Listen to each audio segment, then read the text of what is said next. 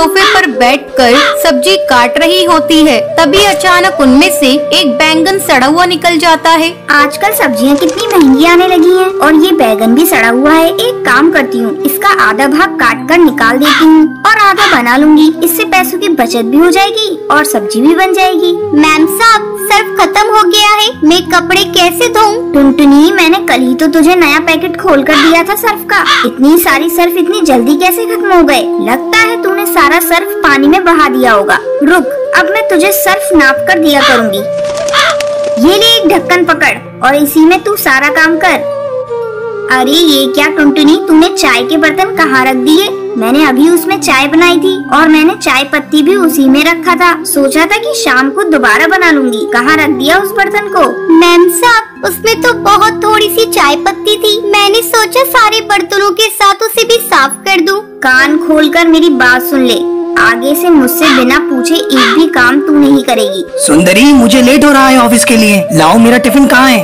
अभी टिफिन लगा देती हूँ जी।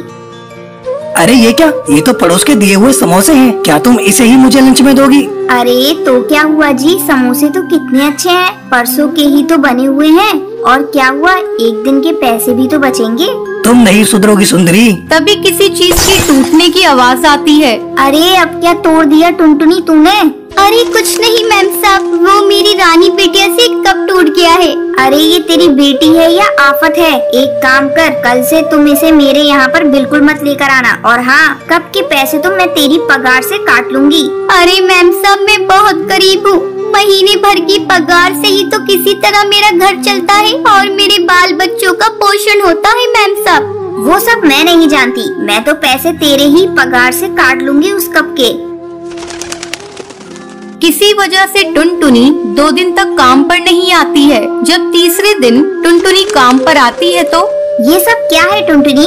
2 दिनों तक तू कहाँ थी और काम पर क्यों नहीं आई? वो मैम साहब, मेरी बेटी को बहुत तेज बुखार है और मैम साहब आज भी मैं काम पर नहीं आई हूँ। आज मैं आपसे कुछ पैसे मांगने आई हूँ मैम साहब। मैं तुझे एडवांस में 1 फूटी कौड़ी नहीं दूंगी। और हाँ, तुम गरीब लोगों के साथ यही प्रॉब्लम है, तुम्हें कुछ भी होता है मुंह उठाकर भिखारियों की तरह कुछ भी मांगने आ जाते हो। इतना बोलकर सुंदरी फोन पर अपनी सहेली से बात करने लगती है। अरे बबली, क्या बताऊं, आजकल की नौकरानियों के भी बड़े नाटक हैं। जब देखो मासूम चेहरा बनाकर पैसे ऐंठने आ जाती हैं। कभी बेटा बीमार है तो कभी बेटी बीमार है। आज तो मैंने अपनी नौकरानी को काम से ही निकाल दिया। अच्छा, तेरी नजर में एक अच्छी नौकरानी होगी तो बताना मुझे। सुंदरी की नजर दरवाजे पे खड़ी टुनटुनी पे पड़ती है। तभी से वो सर झुकाकर खड़ी थी।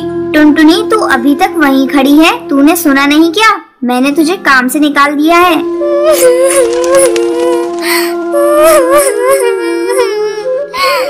नहीं नहीं मालकिन, मुझ जैसी गरीब के साथ ऐसा मत करिए। मैं कहाँ जाऊंगी मालकिन? इतनी जल्दी मुझे कोई काम नहीं देगा मालकिन। मालकिन, मैं आपसे कभी भी एडवांस नहीं मांगूंगी। अच्छा अच्छा ठीक है, अब ज्यादा मक्खन मत लगा और जाकर किचन में काम कर। और हाँ, ज्यादा टाइम ये नूडल्स लेते जाना, तेरी वो रानी खा लेगी। टुनटुनी जब काम कर कर वापस घर लौटती है तो सुंदरी के दिए हुए नूडल्स को भी साथ ले आती है। बेचारी टुनटुनी को पता नहीं था वो नूडल्स 3 दिन के बासी हैं। टुनटुनी अपनी मासूम सी बच्ची को वो नूडल्स खिला देती है। नूडल्स को खाते ही रानी उल्टियाँ करने लगती है। माँ, मेरी तबीयत ठीक नहीं लग रही है माँ।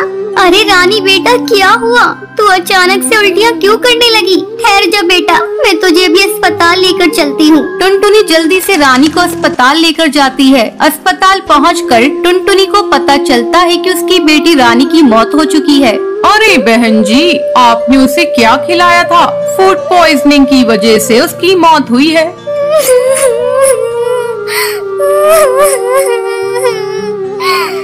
डॉक्टर साहब, मेरी बच्ची ने तो नूडल्स खाया था। मेरी बच्ची तो बहुत भली चंगी थी। डॉक्टर साहब, थोड़ा सा बुखार था, नूडल्स खाते ही उसे उल्टी आने लगी। डॉक्टर उस नूडल्स की लैब में टेस्टिंग कराते हैं तो उन्हें पता चलता है कि वो 3 दिन का बासी था।